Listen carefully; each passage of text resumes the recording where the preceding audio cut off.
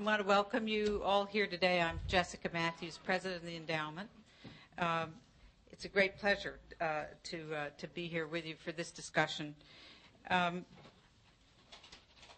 We all know that with the arrival of the new administration, there's an enormous range of foreign policy issues on the table for reconsideration.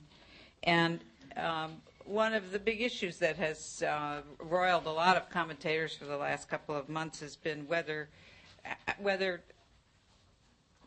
the range of degrees of freedom on U.S. basic interests is so constraining that, in fact, there won't be very much change on key issues, and others, where I include myself, who believe that we may be at a moment of fundamental repositioning of the United States on the international stage across a whole range of critical issues. And it's in order to get any clarity on this question, I think the only way to go about it is by going in depth, issue by issue. And so that's where we're beginning today, with one of the core issues of American foreign policy, namely democracy promotion. There is certainly a broad consensus that the United States has to move away from the, I would say, toxic Bush legacy in this domain. At home, we've got to recapture some of the degree of bipartisanship on these issues that we certainly once had.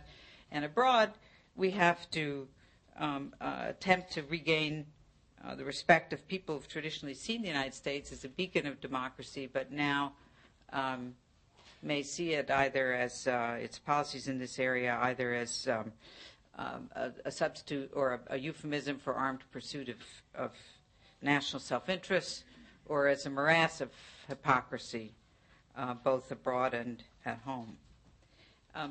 For its part, the new administration hasn't defined itself on democracy promotion.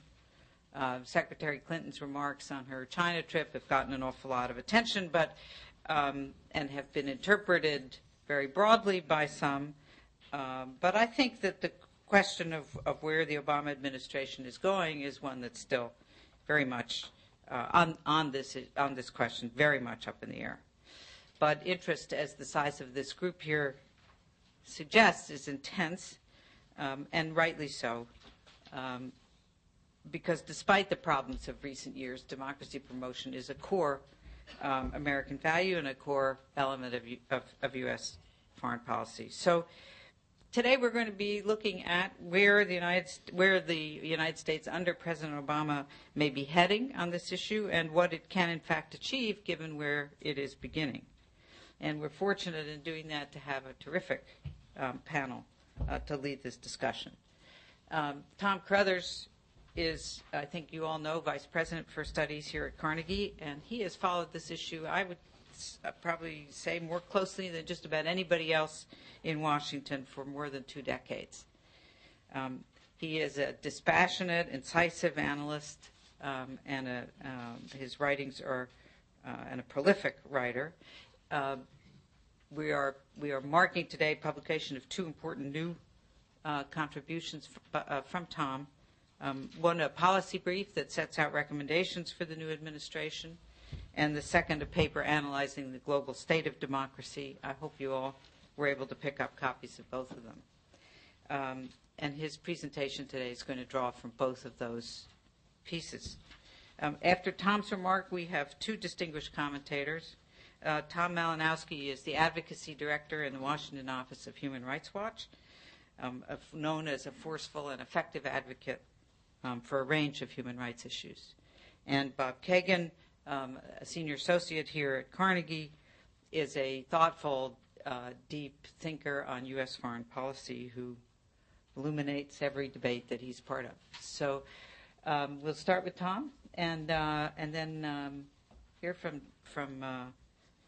Tom and Bob, and then we'll have plenty of time for audience, for your discussion.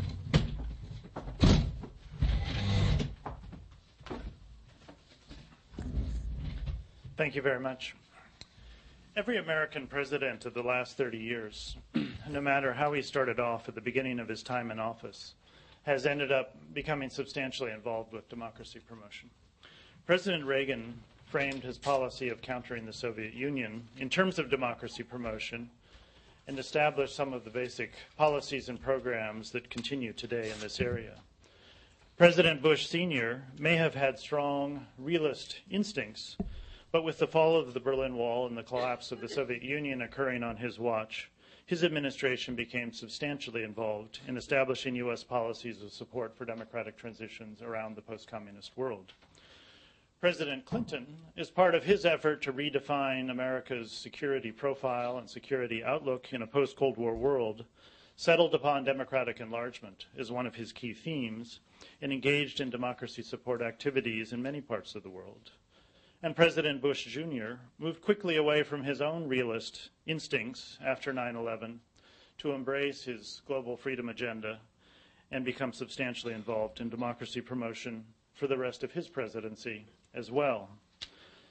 And so no matter what he and his team may intend now, President Obama will also very likely find himself confronted with the issue of democracy promotion, and he will find that his approach to it becomes one of the defining themes of his presidency, almost whether he likes it or not. Democracy is simply too important to ignore.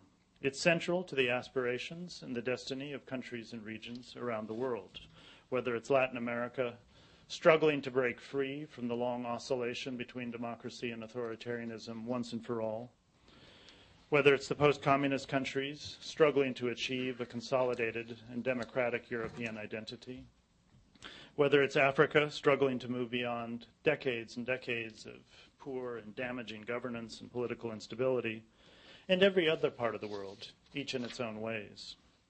And as the global power, the greatest global power in the world, America encounters this issue again and again wherever it goes. Democracy intertwines in complex but inescapable ways with our security interests, our economic interests, our socio-political interests, our moral interests, and others. And so overloaded though his agenda certainly is, both at home and abroad, President Obama and his team will nevertheless soon have to define an approach to democracy promotion. Because if they do not, they will find themselves branded by others in ways that they may not like. As the new president and his team go about settling on an approach to democracy promotion, I think they confront two main challenges. One has to do with overcoming the problematic, and I would say confusing, Bush legacy in this domain. And the other has to do with the difficult state of democracy around the world. Let me turn first to the issue of the Bush legacy. Now, some elements of the Bush legacy on democracy promotion are quite clear and I think widely understood by the people in this room. They fall in the category of damage that must be repaired. Because these are well known, I won't linger on them here, but just dispatch them in summary fashion. First, President Bush caused democracy promotion to be closely associated with the Iraq intervention and more generally with forcible regime change. This, as you know, tremendously damaged the legitimacy of democracy promotion, causing it to be seen in many quarters in the world as a hypocritical cover for aggressive American interventionism. It caused a majority of Americans to believe that democracy promotion should not be a priority of U.S. foreign policy. It caused many people in Europe and other fellow democracies to be wary about associating themselves with American democracy promotion and with the goal itself. It caused many people in the Middle East and the Muslim world to reject the American message of democracy promotion, even when their own political instincts were pro-democratic. And it facilitated the ability of authoritarian and semi-authoritarian governments around the world to publicly resist Western democracy promotion and to sell this resistance to their publics as necessary defense against foreign hegemonic intervention. Second, some of the Bush administration's actions in the war on terrorism, above all the legal abuses and violations of rights against prisoners and detainees, badly hurt America's standing as a global symbol of democracy. And the Bush administration's terrible example also encouraged other governments to take repressive measures during their own counterterrorism campaigns and help them laugh off any U.S. pressure for better performance on rights and democracy. Now, as I said before, these damaging elements of the Bush legacy on democracy promotion are well known. Alongside them, however, are several other elements of the Bush legacy that also weigh on the new administration that I think are less well understood and constitute misconceptions. But they're misconceptions that have the potential to lead the Obama team astray. One of these misconceptions is the idea that the United States has been overdoing elections around the world, and that the United States has been equating elections with democracy, and that elections are very dangerous. Dangerous because in some cases they produce political extremists or anti-democratic populists, or dangerous because they may result in civil conflict. Now, this concern that the United States is equating democracy with elections is hardly a new idea. I have the impression that it surfaces about every 3 to 5 years, provoking a spate of critical articles lambasting the United States government for doing so, and some modest media attention. This is a frustrating phenomenon for the U.S. democracy promotion community, because in fact, as I think most people here understand, U.S. democracy promotion programs and policies, for the most part, do not reflect an exclusive or even an overweening emphasis on elections. And every time I hear some commentator argue that instead of elections, we should promote the rule of law or better governance or socioeconomic development, instead, I must admit that I groan to myself, knowing this is precisely what we have been doing in the countries in which we are, in most cases, promoting elections. And I'll confess that I also think to myself, if you don't like our elections programs, wait till you take a close look at our rule of law programs, or our governance programs, or our socioeconomic development programs. Now, I think this idea surfaces again and again, despite a largely contrary policy reality, for 2 reasons. First, elections attract attention. They're media events. And when they occur, all this media attention to elections gives the impression that that's all we're paying attention to, because that's all others are paying attention to. And second, U.S. presidents, not just President Bush, but other presidents in the past, do sometimes go overboard in heralding a particular election as constituting the arrival of democracy in some crucial country.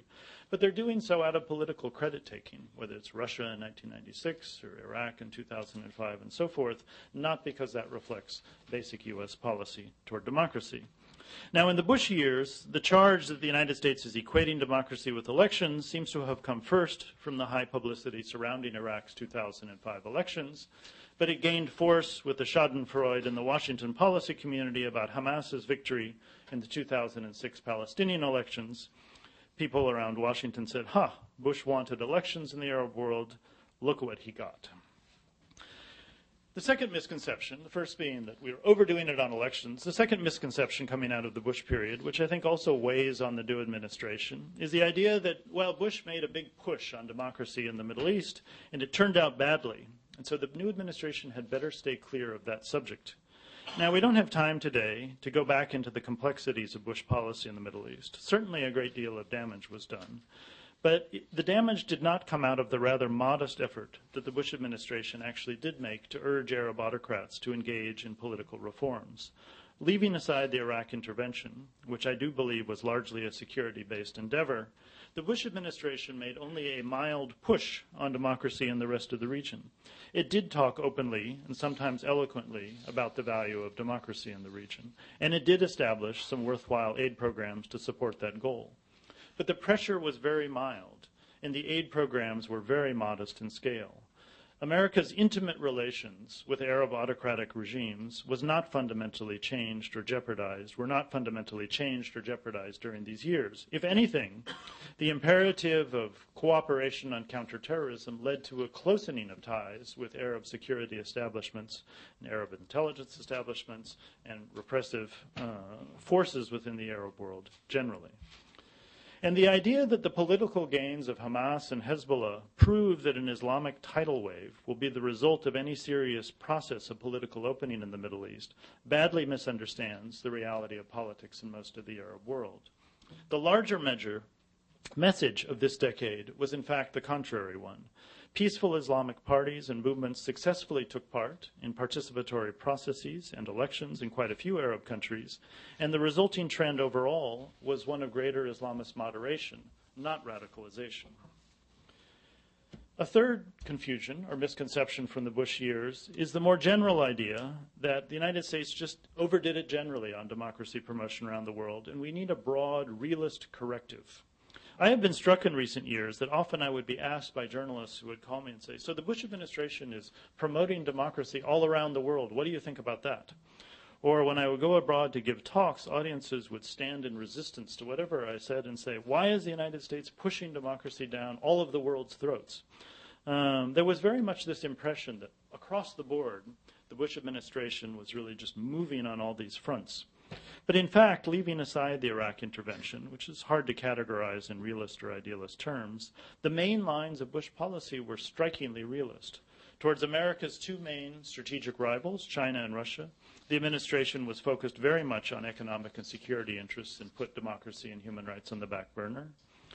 Given rising concerns over energy security, the Bush administration was almost entirely realist with respect to energy-rich authoritarian and semi-authoritarian countries around the world. And although the administration tried to cast its war on terrorism as a freedom crusade, in many cases, this war on terror reinforced security cooperation with anti-democratic governments. Bush policy towards Musharraf's Pakistan was the epitome of war on terror realism. Now, the Bush administration did also push on democracy in some places, like Burma and Belarus, but these visible cases were almost always in countries where the United States had few other economic or security interests. And the Bush administration did continue, and in a few cases, fortify the low policy mechanisms of democracy promotion, democracy assistance, and quiet diplomacy for democracy. But in most cases, these were a continuation of policies and programs that had been established prior to the Bush administration. Why did we have so much confusion about the basic nature of Bush policy? To some extent, Iraq blinded many people. Because the Bush administration talked about Iraq so continuously as a democracy promotion venture, and because we argued so much at home and people argued abroad so much about Iraq and got used to arguing about it in those terms, they began to argue about all of Bush policy in those terms.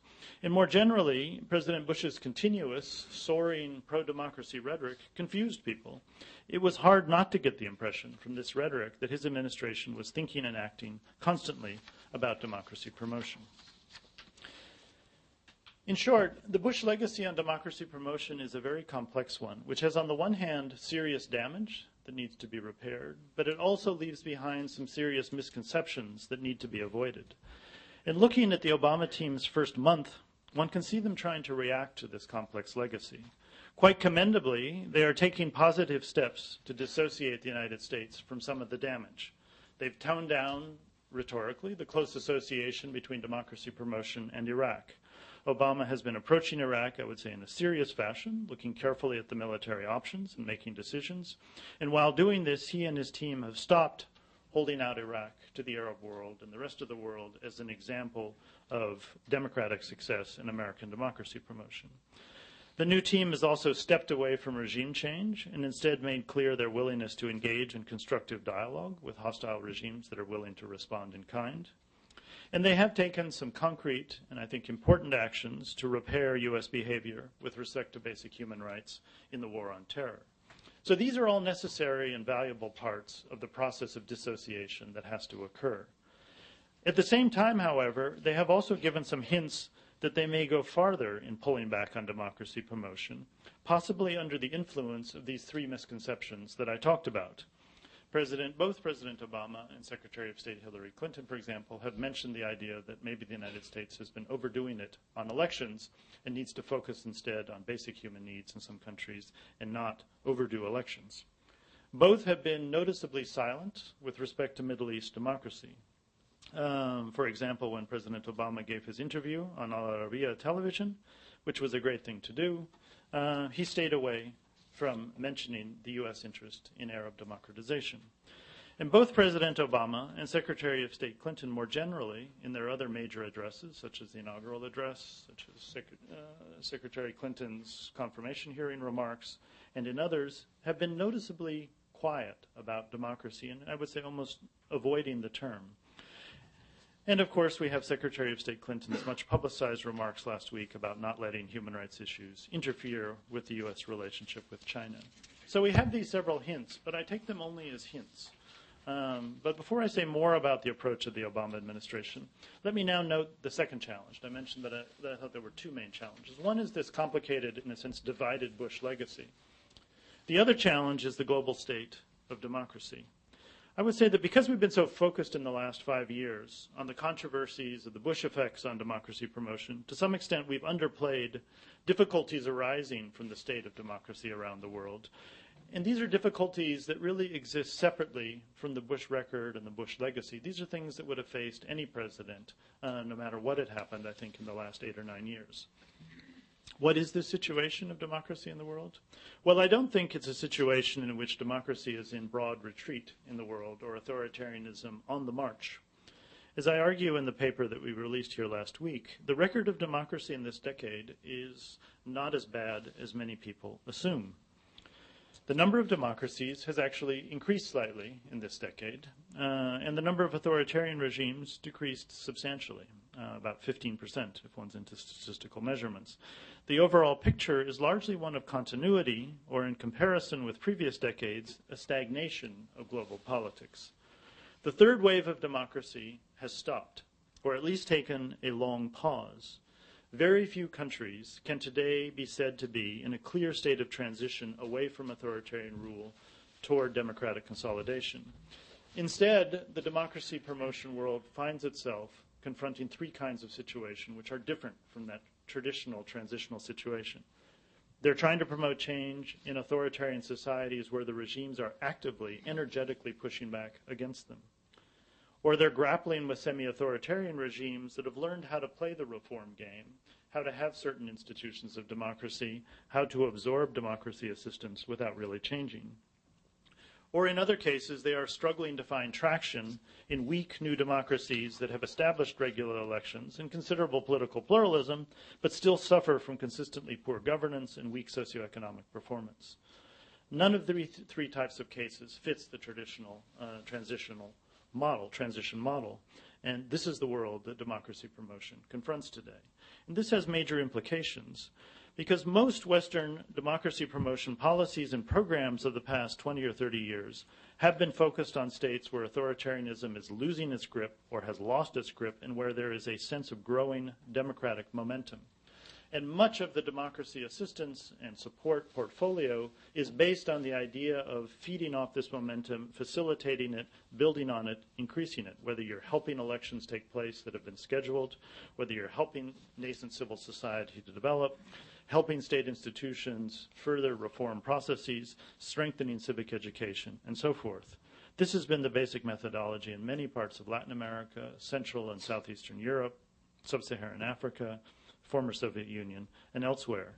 In a simple sense, we've been rolling democratic boulders down the hill. Western pro-democracy efforts have been much less successful in countries where such momentum is absent. To take just one of many possible examples, look at the frustrations over Burma, a weak country towards which a very large number of Western democracy promotion efforts have been directed in the last 30 years, has, to heartbreakingly little effect, made almost no progress on democracy. Yet this is the global political landscape today, one which lacks any identifiable sense of democratic momentum. This is what the Obama administration confronts. It's a sobering landscape in which gains on democracy are likely to be modest and slow, with incremental change often hardly visible. And we have to add to this picture the additional reality of the global economic crisis. This crisis is putting many new democracies under pressure. Almost every day we see a headline in a major newspaper about another democratic government facing extraordinary pressures as a result of new economic woes. Now, the economic crisis will, of course, hurt many authoritarian governments, although in the short to medium term, this will probably mean a further tightening up in these countries politically, the adoption of xenophobic or other extreme ideologies by nervous power holders. Overall, however, it's hard to imagine that the global economic crisis is going to produce a happy, optimistic, forward-moving period of global politics. Let's return then to the Obama administration's task.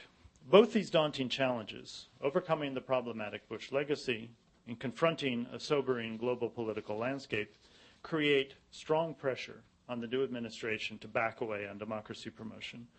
I think it's crucial that the administration not overreact to these pressures and step back too far. I think we should formulate the challenge instead, not as a broad realist corrective, but a more complex repositioning, which entails carrying out the necessary dissociation from the negative parts of the Bush record without slipping into the misconceptions that I've described that arise from the Bush period, and without embracing an overly pessimistic view of a general retreat of democracy in the world. This repositioning requires some repair and recovery from the past, but also the formulation of a new framework on democracy that is positive and hopeful, even while being modest and realistic. I don't believe that the basis for this new framework will lie in some overarching new rationale that we discover for democracy promotion in the way that 9/11 provided a sudden sense of urgency about the task. The basic case for why democracy support should be part of U.S. foreign policy today, I think, remains what it basically has been for decades, which is an amalgam of serious reasons, none of which is overwhelming, all of which can be qualified, but together add up to something real. In the most simple terms possible, the United States is more comfortable, safer, and better off in a world populated by democracies than one littered by dictatorships. The basic democratic habits of participation, inclusion, and openness tend, not always, but tend to promote better governance, more responsible political behavior, more peaceful behavior, better behavior towards neighbors, better behavior toward the planet generally, and many other good things which on the whole, not always, but on the whole, create a more favorable international environment for the United States and its democratic friends.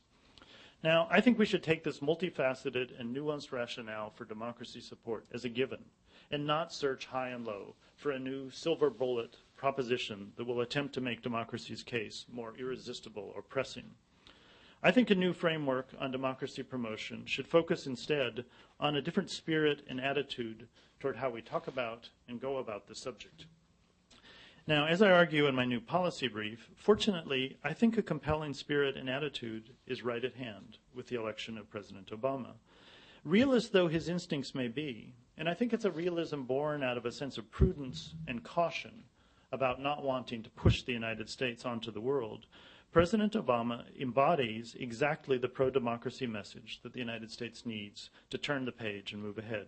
His own personal story, which as we know is a remarkable journey of a search for identity and meaning, both through self-empowerment and through the application of that empowerment to the betterment of community and society, is not just inspirational, but it's the story of democratization, of grassroots democratization that we need to send to the world. And the story of his election, the story of American democracy at its most participatory and its best, is one that has captured the global imagination as well. And when you add still further to that, very basic elements of the new president's political philosophy and style, they also fit well with what I think the world is looking for from the United States. The calm, measured tone, even at a time of national economic crisis, is the tone the United States would like to hear applied to democracy. The instinct toward bipartisanship rather than lone crusades helps us return to a time when democracy promotion was very much a bipartisan concern. And the new administration's emphasis on making government work corresponds exactly to the challenge that many new democracies are also struggling with around the world. Given that this has been a great democratic moment for the United States, I think it would be odd, but more importantly, I think it would be a tremendous missed opportunity not to connect that moment to our foreign policy, to turn inward or to turn away, just at the moment when we are finally at our most appealing and our most persuasive on this very count. And so a new spirit and style regarding democracy promotion, one that emphasizes quiet persistence, bipartisanship, sobriety, making government work, basic empowerment. With such a style and such a message, the administration can then turn to various regions and project such an approach. As the administration that rebuilds some credibility in the Middle East for the United States, which it can, and I hope that it will, it can then turn to a message of interest in and belief in gradual but real political reform and democratization. If the administration gives some attention to Latin America, it will find a region concerned about its own political stability in the unfolding economic crisis and quite willing for the United States to become again a constructive partner in helping it get through that crisis and preserve democracy in the region. In Africa, President Obama can help dispel the growing notion in some quarters of the Western policy community that the West should only focus on basic economic needs and forsake the partial but real democratic progress of the last 20 years. In every part of the world where he goes, President Obama will be a walking symbol of the value and power of democracy. And in a world unsettled politically by economic crisis and other uncertainties, this message will carry weight. The Obama team must be ready to apply that weight at key junctures when they arise. And democracy policy isn't something you plan substantially in advance. You set a message, you set a philosophy and a tone, and then the world comes at you.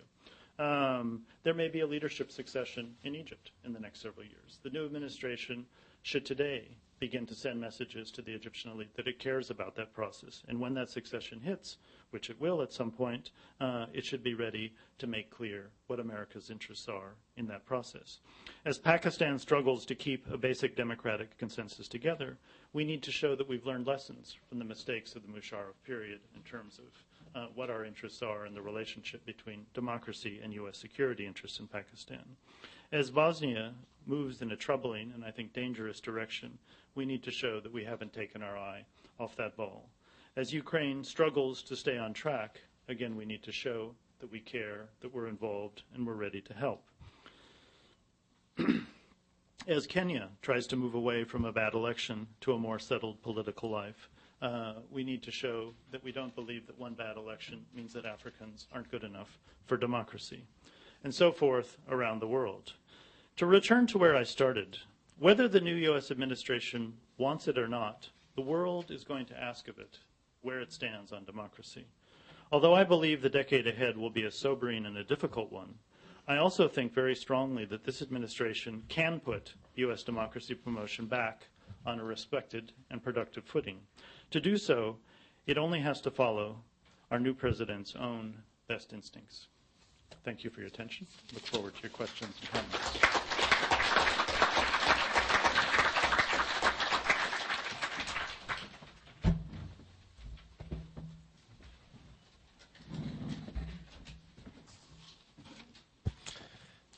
Hello, everyone, and thank you, Tom. It would be a lot more fun if I could disagree with you, but you have rudely denied me that opportunity by presenting a set of views that I agree with almost entirely. So I'll try not to go over exactly the same ground, but I think I'll echo you in important respects. I certainly agree with you that it's really early days with the Obama administration. It's so much history has been made in the last month that we forget about that, how young this group of people is, how few of them have actually taken their jobs. They are consumed by a very singular crisis, and they are still finding their voice on these issues. I think they stumbled in terms of Hillary's comments on her trip to Asia, which I found disappointing and I disagreed with in important respects. But I think the reaction to those comments will force them to think hard and perhaps sooner than they thought they would have to about how promotion of democracy and human rights fits in with their broader vision. As you stressed, the Bush legacy is a hugely important factor in that intellectual process. President Bush elevated democracy and human rights promotion while at the same time giving it a bad name around the world because of the association with Iraq, and particularly because of the bad example that we set on a number of human rights issues. And the most important thing I think President Obama can do for the dissident in China, for the blogger in Iran, for the courageous lawyer standing up for the rule of law in Russia, and so on, is to make sure that the United States of America never again disappears people or uses KGB interrogation techniques or throws people in detention without charge forever. And President Obama has begun to do that. That's the most important and immediate thing I think any of us could have expected in the first month. Now, President Bush spoke to the world with moral clarity, I think admirably so and sincerely so. But he lacked moral authority. That was the fundamental problem. We now have a president who has enormous moral authority, perhaps more than any new American president in our modern history. And he's got to decide whether and how he's going to use that tremendous moral authority. And that is clearly a work in progress. And I think it's going to be a very intellectual process for him. And we know something from watching this man in the last 2 years about how he thinks and what his intellectual style is.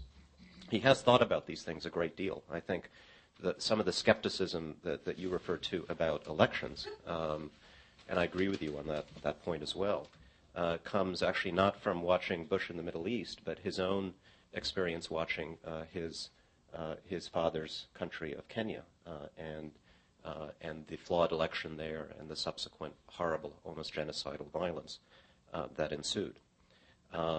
He's thought about that. That's absolutely clear. And as he thinks more about this, I think he's not going to take anything for granted. He's not going to trust any assumptions about what we should be doing and have been doing in the past. He is clearly a pragmatist, despite the soaring rhetoric. He's going to be interested in what works. And he is going to weigh, I think, two sides of a very old argument about the role that these issues should play in our foreign policies. Two arguments, both of which will be made by folks who are trying to appeal to his pragmatic side. On the one hand, he's going to hear, and I think already has heard, from folks who will say, Mr. President, the paramount challenges that you face in the world right now are an immediate financial crisis and in the long term, a climate crisis. If you want to save the world, these are the things you need to focus on. And you're going to need partners to do that, including countries like Russia and China that have lousy human rights records, but we're still going to need to work with them on those issues. And yes, democracy, human rights are really important values. The American people hold them very dearly. They have to be part of our foreign policy, but they should be pursued in a way that is separate from and that does not undermine or interfere with pursuit of our core national interests. And what that means is we should do it by providing assistance to civil society groups, to democracy groups around the world, exchange programs, public diplomacy. And yes, Mr. President, soft power is very, very important, but the key to appealing to the people of the world is to focus right now on their day-to-day economic concerns and needs. And that democracy stuff, by the way, is really hard. It's hard to get traction with China, with Russia, with Egypt. We've tried over many years with Burma. It hasn't worked. Certainly with Iraq and Afghanistan, we need to lower our expectations, focus on what's achievable. That's not achievable in the short term. Those are some of the arguments, and I'm sure that they're familiar to you, that he will hear from folks who will style themselves as being very pragmatic and realistic. And it's a seductive set of arguments because it demands the least from public officials at the highest levels, from the President and the Secretary of State, because that's stuff that USAID does for the most part. And it demands the least degree of tension with allies that we're going to need for other issues. But there is a counter-argument, and it happens to have prevailed most of the time in the past, and I think it will prevail in this case again. And it's an argument that says that the promotion of democracy and human rights is not something we do because it makes us feel good or because it's just consistent with our values as a society, but in fact it is a mark of realism, not even more than it is a mark of idealism. And in making that argument, the first exhibit I would introduce is my favorite all-time State Department cable. It was sent by the U.S. Embassy in Baghdad in the late 1980s. This was the time of the Anfal, the genocide against the Kurds in northern Iraq, and a time when the U.S. government felt that we needed to maintain a relationship with the government of Saddam Hussein, and that in fact it was a pretty good relationship. And the cable concluded, after laying out the broad range of issues that we had with the Iraqis, human rights and chemical weapons aside, our political and economic interests run parallel with those of Iraq.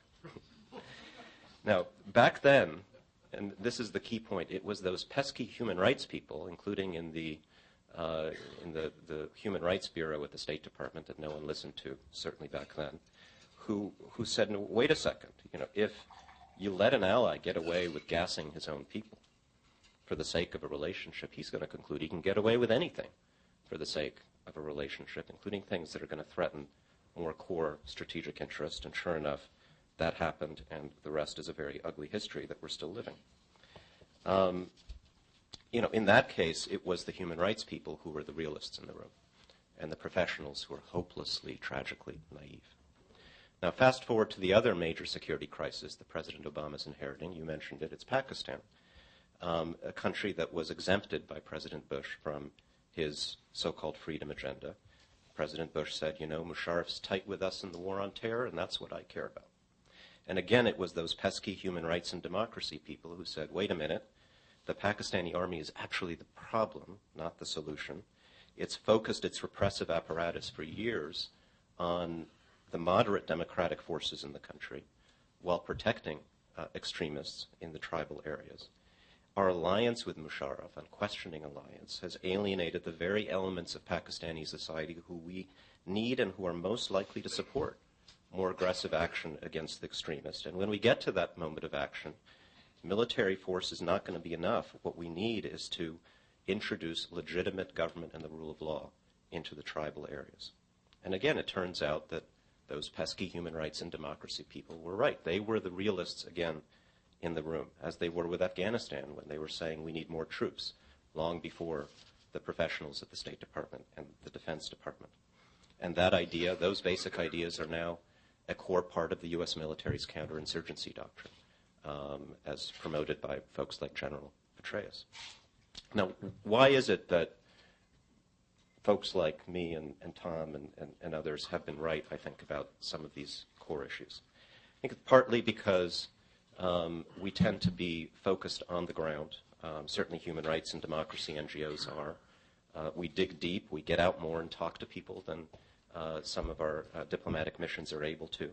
I think we have a more realistic sense of the more nasty regimes that America has to deal with sometimes around the world, experience with the brutal and cynical way that they operate at home, and sometimes a better sense of their true intentions and what kinds of partners they might make.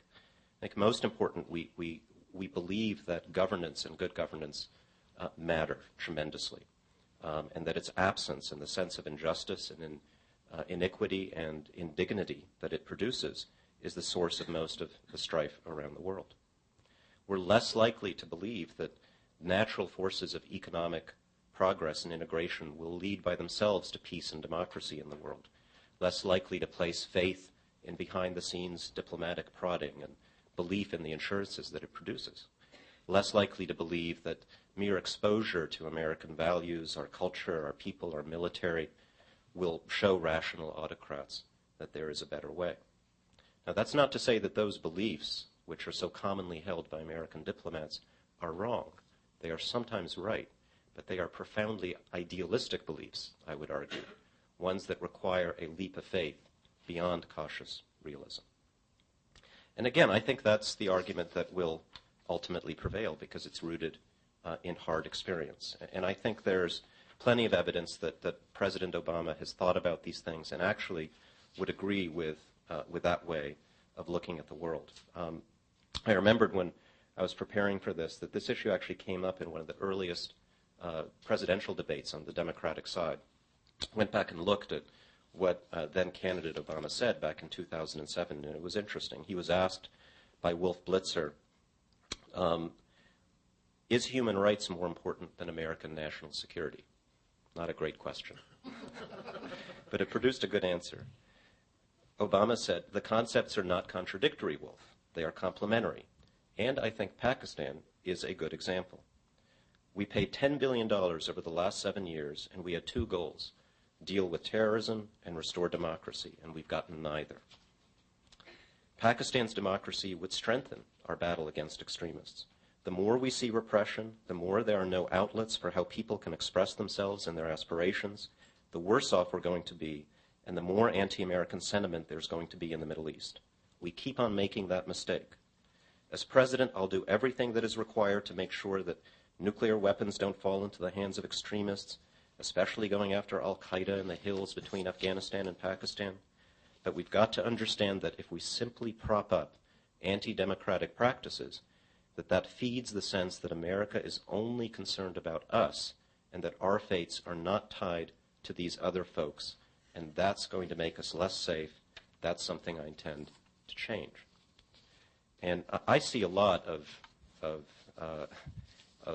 thoughtfulness in that statement, certainly a recognition not just of the connection between our security interests and promoting human rights and democracy, but also an understanding that talking about these issues is a way of aligning ourselves with the real day-to-day aspirations of people in countries like Pakistan and elsewhere in a way that's going to make it easier for us to achieve our other goals. And I think that's in some ways both the great challenge and the opportunity for President Obama, finding a way to talk to the world about these issues that's going to resonate with them. And that also requires a bit of a change from the Bush approach, because the sort of simple declarative style, this is what we believe, we're right, they're wrong, clearly doesn't work. Certainly the messianic style of talking about it almost as if it's a mission from God does not work. But I think Obama's natural style, if he chooses to apply it to this purpose, will work a great deal. It's going to help him in Pakistan. It'll help him in Egypt. I think it'll help him in particular in a country where these issues are rarely raised as part of U.S. strategy, and that's Iran. I think it's in some ways one of the keys to unlocking the potential of this president and of this moment, and I'm confident that that will be recognized, hopefully not after all the other options are exhausted. Thank you.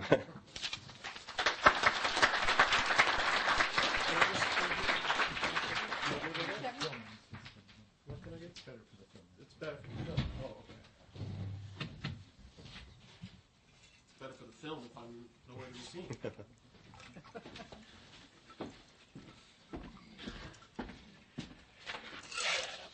Well, I am so passionately supportive not only of the analysis of both Toms, but also of what they are trying to achieve, that I think the best thing I could possibly do would be to vigorously disagree with them, because I fear that anything that I say that agrees with them is going to discredit their position. So probably the best thing I could do would be to say thank you very much, and let's move to the questions, but I have a role here, so I'll try to play it. I do think that it would be one of the really cruel ironies. Tom has made this point, but I want to put a real underline under it. If in an understandable and perhaps even commendable effort to be the non-Bush administration, that this administration steered away from a democracy promotion activity that the Bush administration did not, in fact, undertake. I don't know if you could trace all those negatives in that sentence, but the fact is that the Bush administration, despite all the rhetoric, and despite what I think is proving to be a fairly successful militarized democracy promotion effort in Iraq, was not really engaged in the democracy promotion business at all. Certainly with regard to the two large powers, Russia and China, I think the Bush administration, particularly in a most egregious way in Russia, really turned a blind eye to the gradual but systematic undermining of whatever democracy gains had been achieved in Russia in the 1990s, all in the interest of having a partner, and I think, by the way, a completely mythical partner in the war on terror, in the so-called war on terror. And in the case of China, pursued the same policy that his father had pursued, and really that the Clinton administration pursued, in generally ignoring China's human rights behavior. The only difference being he never said publicly that he was going to ignore China's human rights behavior. That's an early innovation of this administration, which I too hope they will get over. And so if you really want to be different from the Bush administration, certainly in the Middle East as well, where despite giving a very aggressive, I think, speech in Cairo, Condi Rice laying down a list of things that Egypt had to do in this election in order to be acceptable to us. Then Egypt proceeded to do none of those things, and nothing further was said about it. So if you really want to the un-Bush in this administration, a little democracy promotion would be the right way to go. As a general principle, I think that realism is in fact unsustainable. Consistent, pure realism is unsustainable as an American foreign policy. I can't think of a president that has ever pursued a consistently realist, which is to say, regime-ignoring foreign policy. Even the great realist Bush I actually invaded Panama for reasons that were almost entirely about the fact that Noriega was a creepy dictator. It was not for strategic reasons, because everyone knows the Panama Canal was not being threatened by Noriega. It was not simply a matter of drug charges. It really was that he was creepy, and then one of his goons hit an American soldier who happened to be female, and Colin Powell was very upset about that. So, the realist position is extremely hard to sustain because Americans have a very hard time not expressing their basic views in dealing with other countries. And the normal pattern of American behavior is an attempt to ignore the behavior of other nations until it becomes so egregious that we sort of spasmodically respond, usually ineffectually, to something that's happened. And I think that realistically recognizing our limitation in this regard would lead to a better foreign policy. If we recognize that we're incapable of consistently ignoring human rights and authoritarian governments, we would then have a policy which included this reality and, in fact, consistently talked about it, and recognized that we cannot prevent these things from becoming irritants in relations with other countries, even if we would think we would like to be able to prevent it. So I would like to see a steadier approach which made it very clear to one and all that this is going to be part of our foreign policy, and everyone is going to have to deal with it because we can do no other. Call us crazy, but we can't help it. And I don't think we do anyone any favors by saying that it's not going to be the case. Let me just say a few words about the approach, because as Tom has suggested, the easy way out that has been taken over recent decades, over the past couple of decades, is to say, let's focus on institution building, on rule of law, on everything except elections, because elections are somehow, as Tom suggested, people believe, the wrong measure of democracy. Now, this is not only convenient for policymakers, as the other Tom pointed out, but it also has been given intellectual pedigree by people like Fareed Zakaria, who ask us to look for this mythical beast, the liberal autocrat, who can be supported and who will eventually, we're told, will usher in the democracy that we all would eventually like. Musharraf was, I think, Fareed Zakaria's prime example of this liberal autocrat. And so the theory of why we shouldn't press for elections and real and more open democratization in places like Pakistan, I think has been quite seriously discredited by the reality of Musharraf and other regimes. And so I think, in the continuum between should we focus on institution building or should we, in fact, focus on elections, it seems to me that both the researchers of Tom Carruthers and others suggest that we're kidding ourselves if we think that mere institution building and mere rule of law support is going to get us to where we need to go. Because the fact is, autocrats are not in the business of permitting the institutions of liberalism to grow, which will eventually produce their overthrow. They are, in fact, in the position, in the business of preventing that from happening. So in a place like Egypt, I think when the eventual succession crisis comes, it really will be important what the United States does in terms of demanding and using our significant leverage in a place like Egypt to insist on elections. And I also think we should not be afraid of elections, and I guess I'm agreeing with Tom here, be afraid of elections in the Middle East.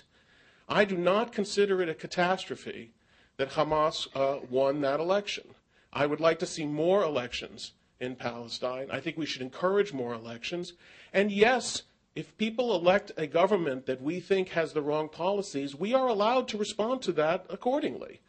When Austria appeared to be on the verge of electing a very unpalatable person a few years ago, the European Union made it very clear that they were willing to suspend their relationship with Austria if they went ahead and elected this person.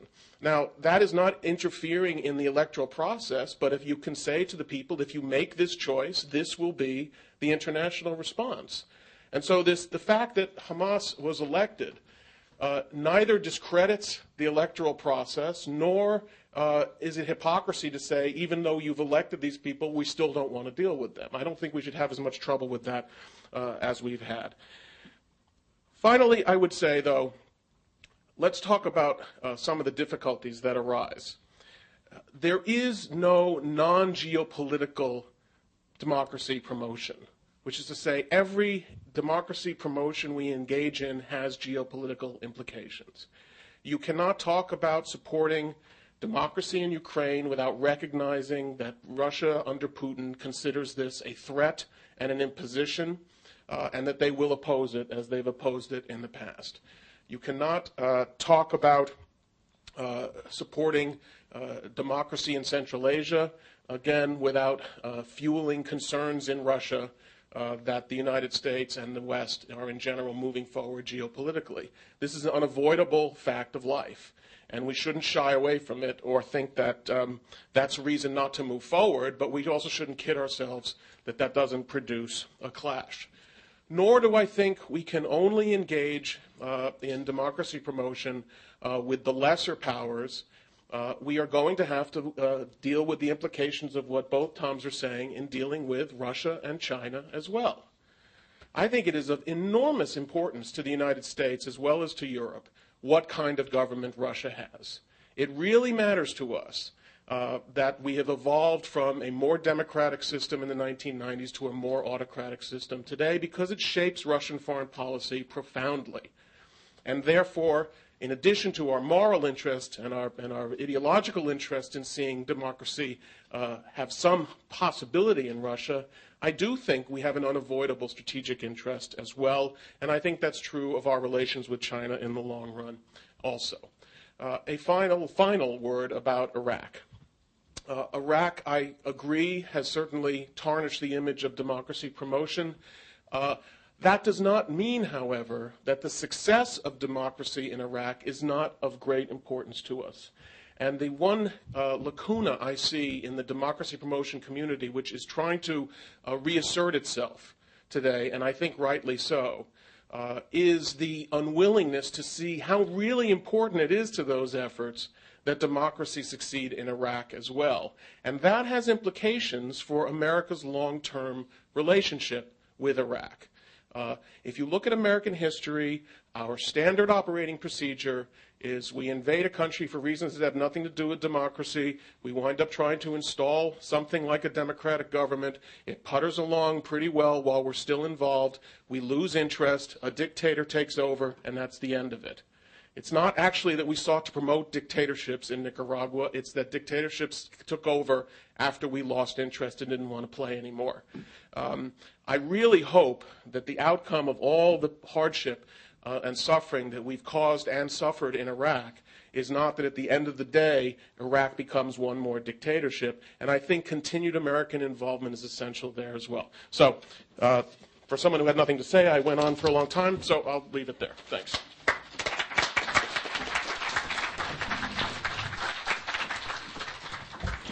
Okay, it's your turn.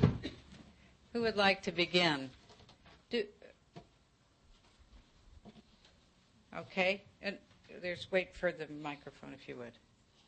And if you would just introduce yourself. Thank you, ma'am. Raghuveer Gaur from India Global Asia Today. The question is that President Bush started with promoting democracies and human rights around the globe. But how can you promote democracy and human rights when you are borrowing billions of dollars from China, who is the leader of the rogue nations like North Korea, Burma, and even including Pakistan?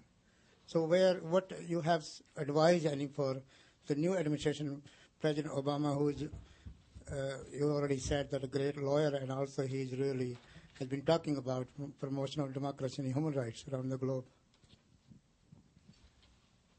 Well, our financial indebtedness to China and our need for Chinese investment in U.S. securities constrains our ability, in a sense, to push China on other issues because we need them so much. And so it certainly constrains the United States in a sense, its political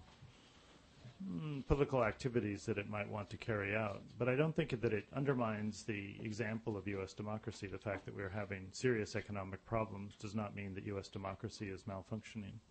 And it also does not mean that we've lost the ability to carry out productive and useful cooperative programs and assisting in democracy and other societies. There is a danger that the world is saying the whole model doesn't work. The whole model the West has been selling us is flawed, and that they were pushing democracy on us, they were pushing capitalism. The whole package is flawed. And there are some people in the world eager to interpret it this way. And I think we have to be prepared for a period in which we have to fight back and argue back and, work to show the world that actually it's democracies that can face their financial problems openly, transparently, deal with them in a participatory and in a democratic way and solve them. If we're able to do that, I think that will be a further good example of the value of democracy. But of course it's going to be difficult. Yes. Go ahead. Oh, somebody's, all right. Thank you. Hi, I'm John Glenn from the German Marshall Fund. Thanks very much for a really terrific set of presentations. I guess I'd like to make a comment and then a question, if I may. And the comment is that in some ways it's summed up, the difficulties are summed up in the phrase that has been used in recent years of exporting democracy, which has led its association to both unilateralism, militarism, and arrogance. And I think the one piece out of that I'd like to draw out for a comment is that of militarism. I mean, it always strikes me when we hear about this idea that promoting democracy would be have anything to do with the military must be profoundly puzzling to people who run the National Endowment for Democracy, who have no military whatsoever at their disposal. And it seems to me that this is a much broader part of disassociating the U.S. foreign policy with its military face. And I think there are opportunities here. I'd be curious if you think so as well. When we look at Afghanistan, we're in an unusual situation now, which our Secretary of Defense is saying that the vision of the United States abroad is too military and is calling for more diplomacy and a rebalancing of this that I think is consistent with some of the Obama approach. And so in some ways I'd be interested to see whether you see that as an opportunity. Afghanistan is unfortunately one of the hardest cases to imagine sort of a democracy, and we have to talk a lot about what that would mean. So maybe I can ask you if you'd just comment, please, about the question of how we disassociate democracy promotion with the military focus on it. Well, Bob, Tom may have some comments. Let me just make a brief comment. I agree with Bob that we invade other countries usually for complicated, usually a set of security concerns of some type, and then we justify the intervention in terms of democracy. And once we're in the country, we turn to the business of trying to reestablish or to establish a democratic government. And so suddenly we shift gears and we often take it quite seriously until we get frustrated or bored, like in Haiti towards the middle or late 1990s, and we sort of walk away. And so I think in the first case, we are not going around the world invading countries to try to promote democracy in them. And the idea that the Bush administration kept putting forward in the middle years of this decade, that in a sense that's what we had done in Iraq, really did both taint democracy with the militarism aspect, but it also confused people about why we're using our military and made us look strategically reckless. And people thought, why are you expending $1 trillion and so much treasure and blood and other things in a country that's so badly suited for democracy? If that's what you're doing, it just doesn't make any real sense. So it had a negative effect, I say, on our military as well in some ways, or our strategic posture in the world. Bob, do you want to comment? Sure. I agree with that. That this was a problem accentuated by what happened in Iraq. I mean, one thing I would urge the administration to do is to just very clearly state that the use of force is going to be disassociated from democracy promotion. This is not something that we do by force. Sometimes force does need to be used for moral reasons in responding to mass atrocities to prevent genocide. But as Madeleine Albright, I think, used to say when this issue came up, democracy is by definition a choice. It's by definition something that can't be imposed from the outside, although outside influence and the use of other instruments of power can be very useful in supporting those inside another country who are struggling for those things. I think a related issue, though, is what our goal should be when we do use force and occupy a country, as we have in Iraq and Afghanistan. And I think here there is an interesting intellectual debate going on within the military, kind of arguing with itself on these issues. On the one hand, I think there's a strong sense that we have set the bar too high in Iraq and Afghanistan, that we should not set the goal of staying in these countries and expending American lives for something too grand to be achievable, that we should limit the mission to counterterrorism. On the other hand, if you look at the counterterrorism or counterinsurgency doctrine of the U.S. military, it increasingly emphasizes that the key to victory is establishing legitimate government and rule of law, and a sense among the people that the government that is fighting the insurgents on their behalf is a government that they can trust and support. And as Fred Hyatt pointed out in a recent piece, once you go in that direction, pretty soon you're right back to promoting the liberal values of human rights and democracy, so you may as well say that you are. So I think that's an interesting debate that we're seeing right now and is worth following. Bob, you want to add anything? Well, just as a historical matter, again, I mean, that is actually also not new. American military doctrine going back to the Civil War, and actually the Civil War was the great formative experience when the North occupied the South and had to reconfigure institutions and get rid of a ruling oligarchy that was supporting slavery. We've always been in the nation-building business. If you look at doctrine that led in the Philippine War, in Cuba at the turn of the century. So, and there's a reason for this, which is that the basic American assumption is the reason nations behave badly is because they're badly governed. And if you fix their government, then they will behave better. That's a real article of faith, whether it's true or not. That's an article of faith in the United States. So I don't think it would be a departure from our history if we separated military nation building. If we somehow said that there was military action and then there was nation building and the two should never meet, it just that would be a real aberration from our history. Now, how then to go on and say, but wait a second, that's not what we're about when it comes to democracy promotion? I mean, I think it might be good to have declaratory policy. One thing One thing I wanted to add, though, to Tom's point, which is that most of the world has always regarded our democracy promotion pretensions as hypocritical and self-serving. There's nothing new about that. I'm sure if you had polled the bulk of the world throughout the last 60 or 80 or 100 years, every time America claimed to be promoting democracy, they would have said baloney. So there's nothing new there. There's actually nothing new in general. Well, that's basically my position, yes. We had a major national controversy over waterboarding during the Philippine occupation, just as an example. That's right. They called it the water cure. Yeah. I must say, I have to say that I'm a little troubled by the sense that all of this is so easy. All we have to do is kind of correct the obvious Bush mistakes. I question that what you just described is our counterinsurgency strategy. I don't think that's what it is. I think it is that the two things you have to be able to create are human security and a government, not that's democratic, but that is capable of delivering services. And that's a long way from democracy. But that, I think, is much closer to what counterinsurgency strategy actually is. But I would like maybe just as a challenge, as sort of the hard case, and I will get to you, but Pakistan. I mean, the hard cases here are always, we've got two interests. We've got a government that is flagrantly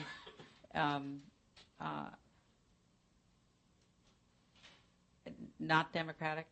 But we have a shorter-term interest that we consider to be overwhelming, of greater importance at a given time. To get from the ISI to a real functioning democracy in Pakistan would take some number of years longer than we feel like we can manage given the war on terror.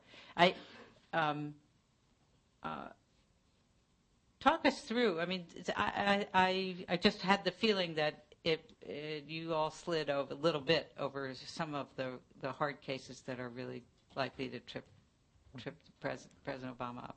Well, let's go back to what you said, Jessica, about isn't it really just that the government has to provide security and services? Because here's where we get to the question of legitimacy, that if we need to establish a government which is sustainable in some ways without massive presence, it needs some kind of legitimacy. Now, it could establish legitimacy in Afghanistan or Iraq by providing security and basic services. But what's interesting is that in both of those societies, there seems to be talk about legitimacy, which is something more than that. Ayatollah Sistani did not talk about, I want a government that provides security and provides services. He says we have to have elections.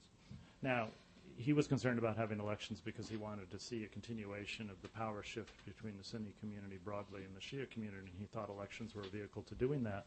But because of the spread of the norm of democracy in the world, part of the puzzle is if we go and invade a country which doesn't have the, quote, preconditions or attributes that are going to make democratization very easy, one attribute they may have is they're infected with this democratic idea that legitimacy comes through choice, and they want choice.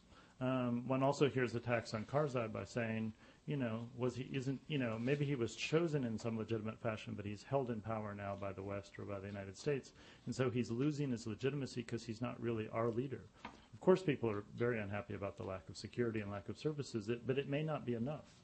So we get into the paradoxical situation of being in societies trying to do a large-scale, massive political reconstruction and democratization project in societies which, on the one hand, are very poorly prepared for it, yet on the other hand, have this idea of legitimacy being based on popular consent. And I think we're in a way stuck in both Iraq and Afghanistan. We may be able to move to a kind of minimalist option in Afghanistan in which we have very low expectations of the Afghan state or some even reduction of its territorial reach. But it's not clear to me that that's going to sort of satisfy the demand for legitimacy of the Afghan government by the Afghan people. So I think that's a question mark. With Pakistan, I certainly am not saying that it's going to be easy. It's going to be tremendously difficult. In Pakistan, again, a society which is extremely poorly prepared for democratization, has failed at democracy a number of times in various episodes over the last 30 or 40 years. But it's a question of the alternatives, that the military rule took us down and took Pakistan down a troubling path in various ways, and fledgling and weak, though the nascent sort of civilianized and now somewhat democratic rule is, it's better that we acknowledge that the longer-term path in Pakistan to building institutions and legitimacy and gaining control over the national territory is more likely to come from that path than a dictatorial one. And so we only have limited leverage in helping build that up, but it's better to at least articulate that that's our preferred framework for thinking about what we see as a positive ally in Pakistan, what we think is best for the country. But don't worry, I don't think any of us think it's going to be easy. All right, let me give it a sense of, okay, I'm going to take three at a time so we can get through all the questions. Over here, and then we'll take two here. My name is Sharif Mansour from Freedom House. I have a comment and a question. The comment I have is actually an American president who once said, the job of a president is to do things that should have been done already. And I think that's what Obama has to do with democracy promotion. The question is that all of our speakers have accurately identified the succession scenario in Egypt as one of the milestones and the challenges that Obama has to deal with. Well, just today, Gamal Mubarak, the son of Mubarak, is in town, and he was in Capitol Hill meeting with congressmen offices.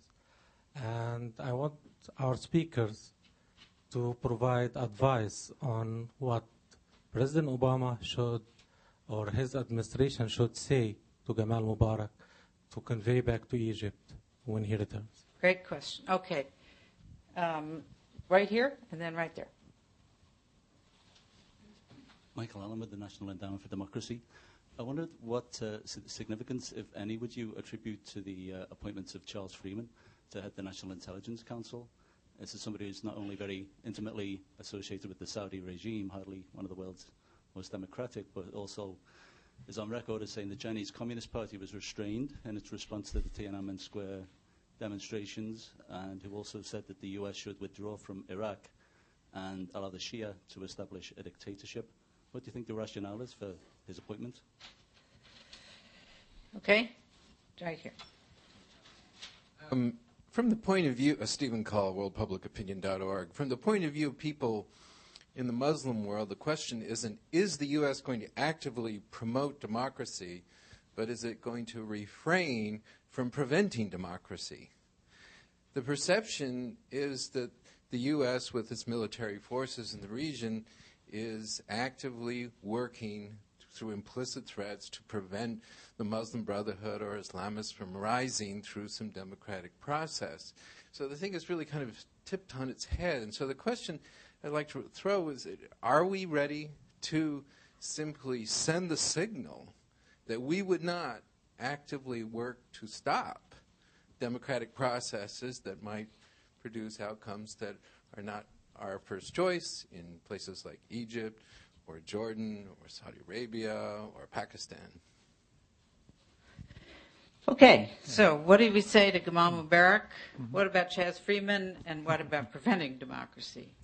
How about it? Well, I think with Gamal Mubarak, it's very important, first, that he not get treated here in Washington by the new administration as the next president of Egypt, and he not be treated either visibly or visually in that way or in practical terms, because people in Cairo are reading the tea leaves whenever Gamal comes to Washington as to how he's treated, and there's always, Washington is already ready for him to be president, and you send signals by whom he meets with and what photographs are taken. So first of all, I'd be very cautious about the level at which of people who meet with him.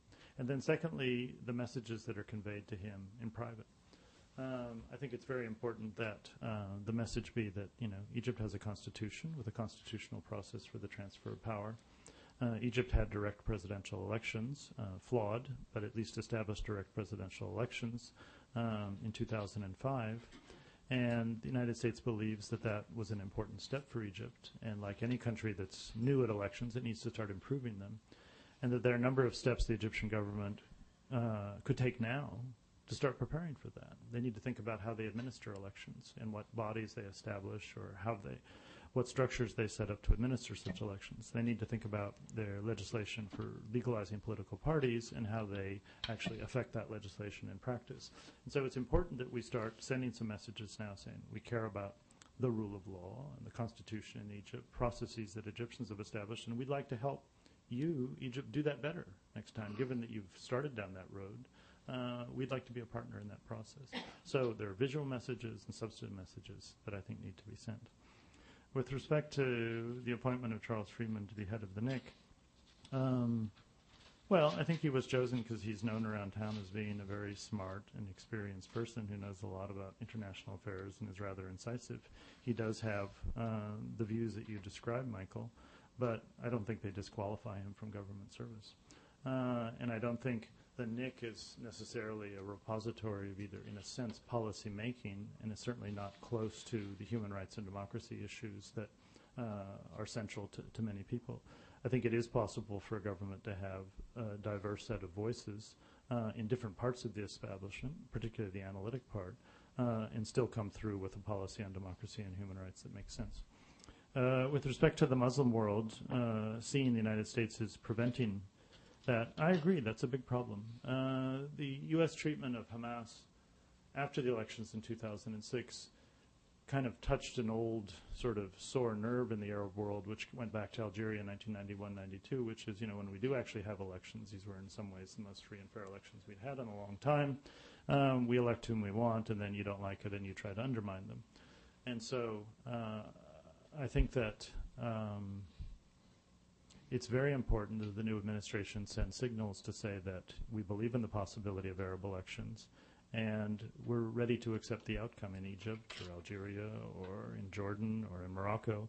And so when senior U.S. officials, including the Secretary of State or President, go to those countries, perhaps they can meet with a group of political leaders from all of the parties in those countries, which would include in Jordan the Islamic Action Front, or Morocco the Party for Justice and Development, or others, and say, you're part of the conversation, you're part of the people with whom we meet and whom we take as interlocutors for the political system in this country. We could also, although it's good to focus on certain secular liberal political activists in Egypt and elsewhere, there are also Islamists who are being locked up and tortured by the Egyptian police. We should talk about them too. We should show that we care about those people as well if we're standing on principle. So we have to be, again, balanced as well as serious in the messages that we send when we criticize other governments. Tom or Bob, do you have? You should leap in if you have anything you want to add. Sure. If not, I. On the Egypt Mubarak question, agree with you. I would add the general point that the governments like Egypt, and this goes for a lot of governments that we work with, labor very, very hard to convince American diplomats and officials that what they say and do on these issues does not affect them. You'll never go to if you're a Secretary of State, you'll never go to a bilat with the Egyptian Foreign Minister in which he says, "Gosh, Madam Secretary, you've won. You've convinced me. We're going to release those people because you say we should." And they will go to great lengths, and they are quite successful, I think, in doing this, in trying to persuade us that what we do doesn't matter. And yet what we do matters profoundly to them. As you say, they read the tea leaves, they pore over every little statement that senior American policymakers make. It's poured over in their press if it's remotely free. They note what we don't say as much as they note what we do say. And I think with respect to Egypt, it is interesting that one of the first acts of the Mubarak government after the inauguration of Barack Obama was to release Ayman Noor, the famous dissident. Clearly, that would not have happened were it not for outside pressure and concern, and if not for the Egyptian government's desire to send a signal to the new administration. So to reinforce what you said, they need to understand that every signal they say they send will matter. I agree with you on Chaz Freeman. I think, I don't think we should pursue a policy of opposing the appointment of everyone that we disagree with. If these issues ever come up in a way in which he actually has a voice, we'll debate him and we'll win that debate. Not a concern. And I completely agree with you on the importance of speaking out when anybody in the Middle East is tortured or persecuted, particularly those we disagree with. That's the key, actually, to establishing the credibility of a democracy and human rights policy, especially in the Middle East, and that's standing up when people you disagree with are abused, not just the people who you do agree with. Bob, did you want to add anything? Not to agree. Not to agree. Well, I guess I'd say that I don't think that anything that we say is likely to disabuse the Muslim world of a perception that has been developed not over the last 8 years, but over the last several decades, and that what's going to matter are our actions. I think we had zero credibility with the Philippine people that we would ever cut loose from Marcos until the day that we cut loose from Marcos. And the only thing that's going to convince anyone in the Arab world is when we cut loose from one of these autocrats that we've been supporting forever. Okay, let's do 3 more. Hi. Way in the back, and then over here on the blue shirt, and then over there.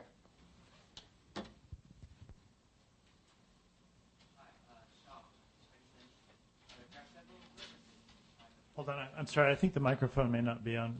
Can you?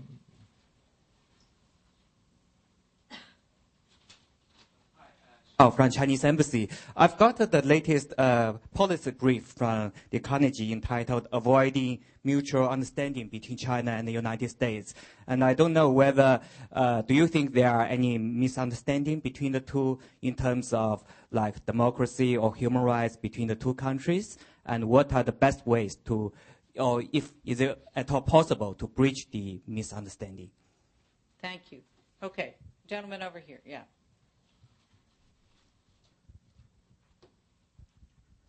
Thank you. Dan Pedrescu, I'm a consultant. President Obama has said repeatedly that the issue is of an efficient government and to work on efficiency and what works in the government. You, in your papers and in what you said today, have pointed about the efficiency of the democracy promotion work.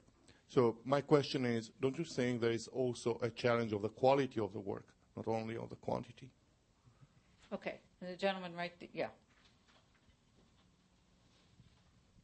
Hi, I'm Ali Wine. I'm a junior fellow here at Carnegie. My question revolves around the relevance of democracy promotion because the presentations today were all centered on, the disagreements in the presentation centered on how we reposition democracy promotion. But I think that there are two reasons to question whether it's relevant. One being that a lot of countries look to countries like China and say that democracy is a hindrance to growth. So a lot of people look at democracy badly. So that's one issue.